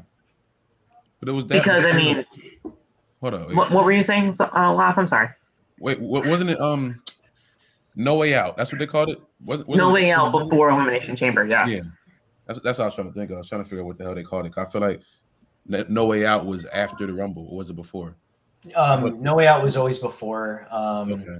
But it was always that whoever the Rumble winner picked, the other brand would, that winner of the Elimination Chamber basically won the number one contender to go to WrestleMania. So they were taking a lot of guys who didn't win the Rumble, it giving them an extra chance at a world championship. So I wouldn't mind to see Becky and Bayley. I think it'd be fine. But like I want to see more of the four horsewomen battling other people. I'm kind of done with all of them fighting each other. Exactly, bro. That's exactly what I'm thinking about. Like I think it'd be a great feud, but like at the same time, like you need to make other stars.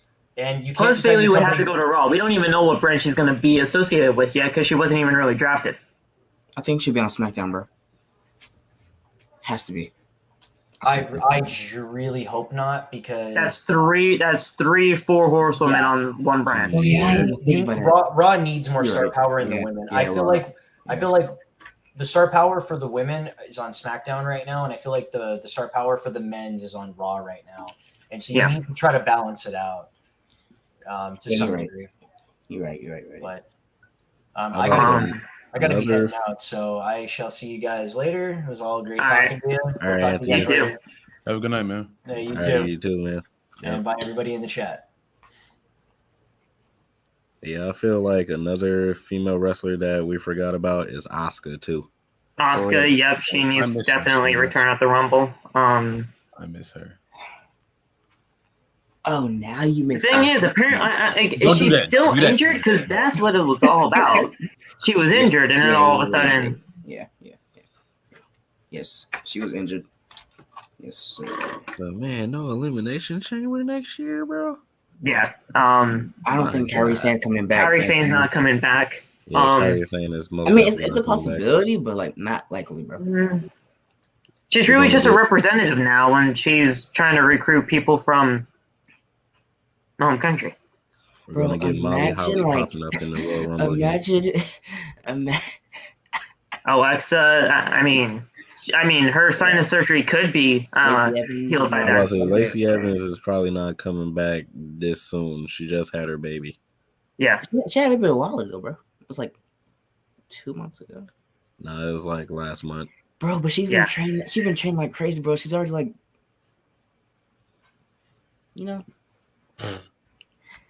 I'm trying not to say in a rude way.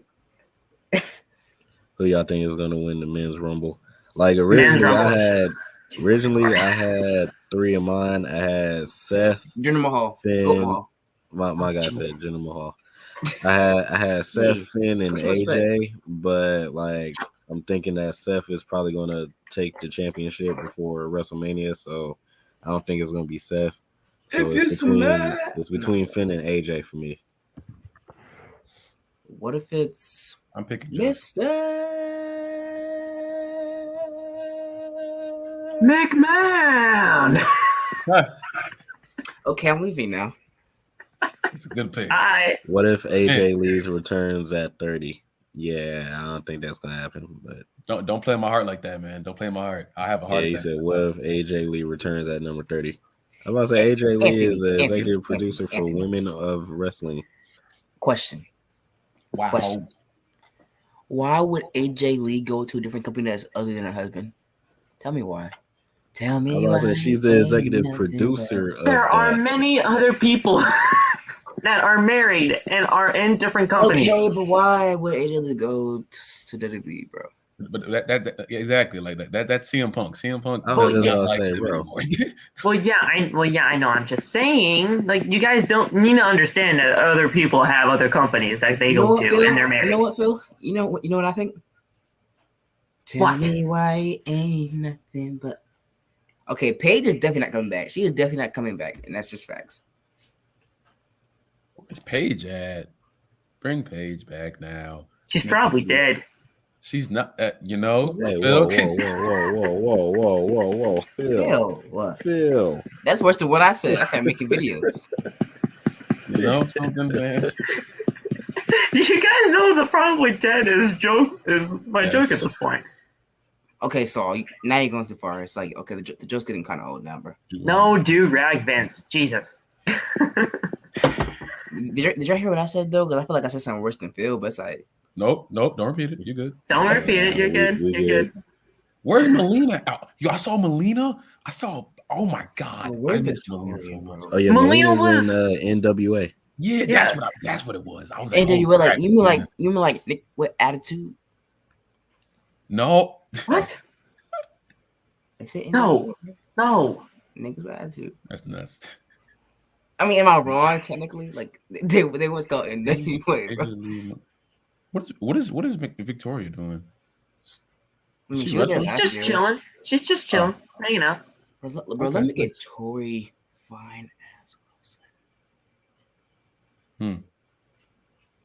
Oh, trust me, you'll probably will get her at the Women's Royal Rumble because they don't have enough women on this roster to even fill 30 people. I already told y'all Santina's gonna win, bro. Like, that's my pick.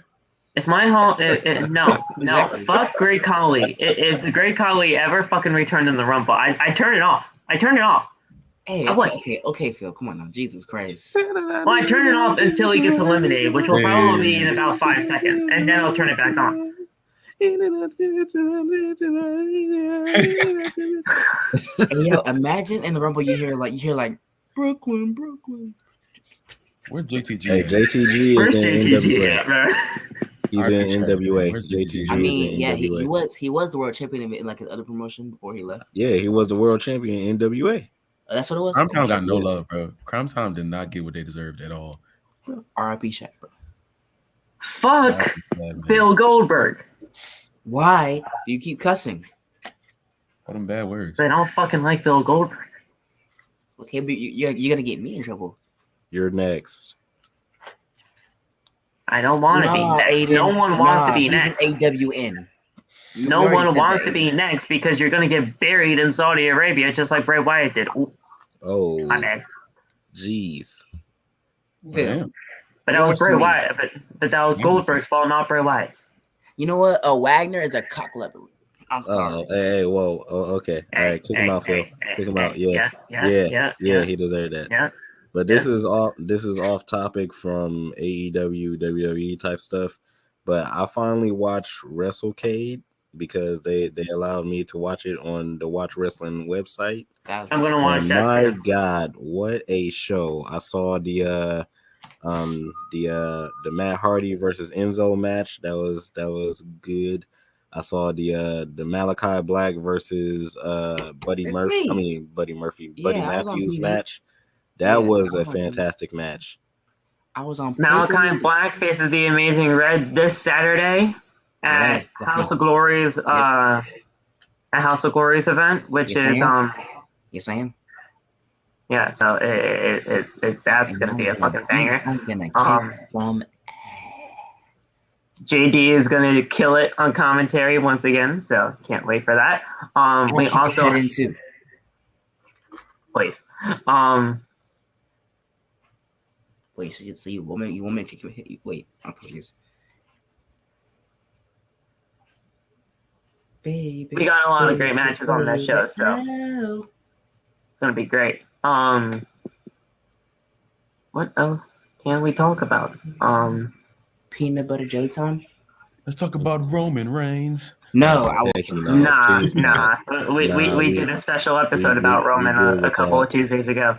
Oh yeah, I saw a freaking this is random, but I saw a freaking during that WrestleCade event, bro, freaking Fandango is still wrestling. He goes under the name as Dirty Dongo. I did not Dirty know Dongo. that. I actually saw him I at did an not know independent show that. in I'm Connecticut like, one day. what? Johnny Curtis. I saw him and Breezy at an independent show the other night at an independent show in wrestling. Breezy. Okay, same freaking difference. It's Breezy. Breezy. Look, everyone. Whatever. Point is, I saw him at an independent show a couple of weeks ago here in Connecticut. They were great. They look so gorgeous. They'll set you free. Bro, that theme song was a bop, bro. That theme song was a bop. But I am wild. Especially when they mixed it up with the Fandango music in the background too.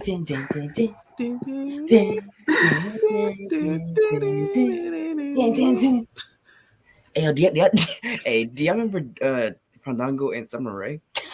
Oh my God! That was a time. That was a time. I'm about to say, bro, freaking Fandango had like 5 different dance partners. He did. He did. Because none of them knew how to dance until Summer did. Get it. Jesus Christ. You're making the joke a little thought out, bro. You already said it like 3 times in 1 hour, bro. Chill. None of them knew how to dance until Summer, so he did have 5 different partners. Bro, Phil stole my phone. Oh yeah, he had freaking Layla too. I forgot about that. I just said Layla. Yeah, he had Rosa Mendez, bro. Like he had Rosa, he had Layla. He had your what mom. did Rosa Mendez do? What nothing. Did she do? Absolutely nothing. All that she did was a wrestler show her butt on point. TV. All right. Yeah, she was a wrestler at one And point. Then she just went to managing. She showed her butt on TV and kissed Paige on Total Divas. You're right. You are correct about that. Yes, sir. That was it. That was it. About that. And then she got fired, and then blah blah. You are correct about that. Nude photo shoot. That was pretty much it. Yeah.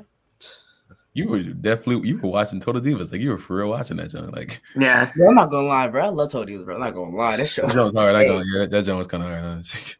It went hard, look bro. If you haven't seen Ms. and Mrs., bro, I recommend you go watch that show. I'm not watching that. I'd rather have to, bro. I'm not watching that. I'm praying. I'm say Ms. and Mrs. is actually pretty good.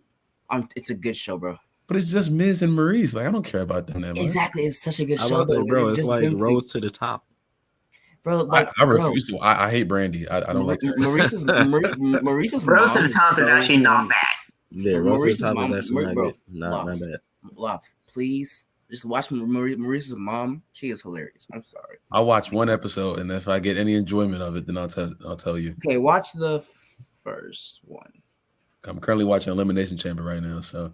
Oh my God! Hey, that can wait, bro. No, I'm watching the 6-man tag with Cena, Sheamus, and Ryback versus the Shield. If y'all haven't seen Rose, that's actually a really good match. Yeah. How about this? How about shut up for a second? If y'all haven't seen Rose to the Top, I recommend watch that too. I'm not watching Rose to the Top. I'm not. I promise I'm not watching that. No one likes Brandy, right? Bro, okay, you know what, Saul? Hey, I'm gonna need you to hush, bro, because the boogeyman, bro. Really? I'm about to say it could happen. Hey, don't mess with Lob's man Boogie. All right. I'm about to say it could happen. Here comes Boogie. You mean Boogie the Judy? I'm about to say that dude is shredded, so it could happen. Bro, the things I would do to boogeyman, bro. The guy's still out here eating worms. It's crazy. Gingivitis on fleek. Did you hear what I said? I don't want to hear what you said because you probably said something bad. I said something pretty weird. That love Yeah, stopped me. no. Which we're not gonna get back into. I said the boogeyman and things I do to boogeyman is crazy. On that note, I think we said all that we had to say. Yeah, bro, how do we go from NXT to like the boogeyman, bro? Like, how do you know what happens here. You know what happens here. It's not my fault this time. It's your fault this time. I'm about to say because we let out a whole bunch of frustration of the product that we want to get better. Yeah, you with know WWE. how? You know why? Because Phil kicked me out the thing and put me backstage. That's how he got rid of his frustration. Yo, that's not anybody, what remotely fucking happened. But regardless, Phil bullies me. He hits me. He calls me names.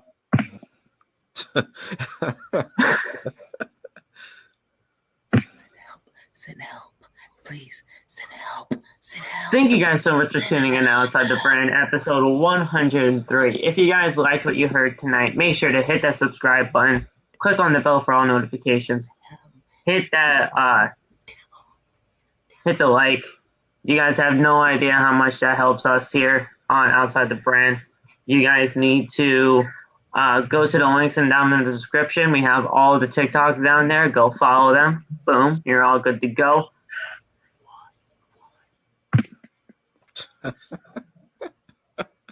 Also, need to listen to any music that Loft and Bash produced. Oh, yes. They're all there. Yes. Bro, y'all need to go listen to Loft and Batch Love by the Fire, bro. Yes. Swear to God, best track I heard from them this year. Man, fire. It's on repeat in my playlist right now. We got 10 likes. No fucking way. No fucking way we did. We already got 10 likes and I didn't even fucking ask for that. Hold on. Okay, listen, dude, you're not being like, it's not that fucking deep. You need to. Is this that one scene from Are We There Yet? Where they were trapped in they were getting the truck driver's attention. Send help. That was a great movie. And we did. We hit 10. That's awesome. Thank you guys. Continue to support the channel in any way that you can. He beats me. He calls me names. He abusive. Please help. We'll see you guys tomorrow for AEW. Not a lot of people are probably going to want to please. Help. AEW is going to be something to remember. We are 1 week away from Winter is coming. The Dynamite Battle Royal is happening. So who's going to win the Dynamite Diamond Ring? Will MJF retain it? Will somebody else like it? Will somebody else become the new holder of that? We'll figure it out. Until then. The fuck was that? We'll see you guys soon. Have a good night. You guys have anything else to say before we get out of here? Yeah. I shouldn't even just bring him back. Say what else you gotta say before we get out of here. Well, you got anything to say, bro? Wyndham is coming, yes. Next week. Maybe. I don't know. Probably. Fuck it. Maybe. Look. What's understood doesn't need to be explained. Everyone in the chat knows what I'm gonna say. So that's already been understood. But yeah, y'all stay safe and tell your loved ones they're your loved ones. Shots are on in the chat. Hey, y'all know who it is. Please send help. Send help. Send now. Please. Is it dark? It's going dark. Send help. What else you need to say before we get the fuck out of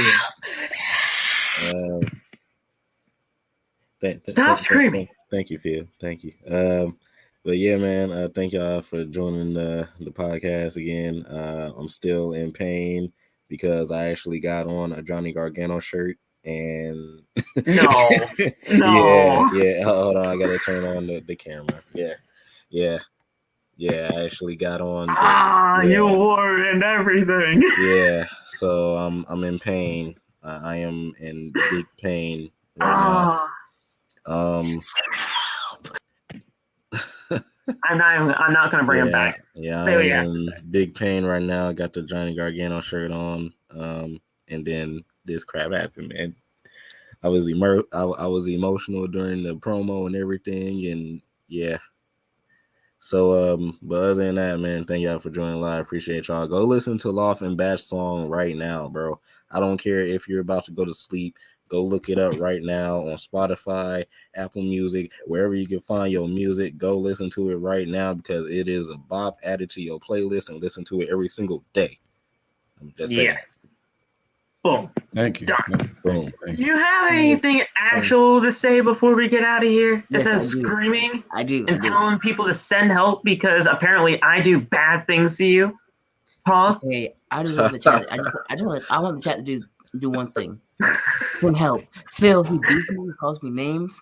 He hits me all the time for no reason. Say something relevant. Send help. Send help. Send help. We'll see you guys tomorrow on Outside the Brand 104 for AEW Dynamite 1 week before winter is coming. Wyndham is coming. Sorry. Bye. Have a good night.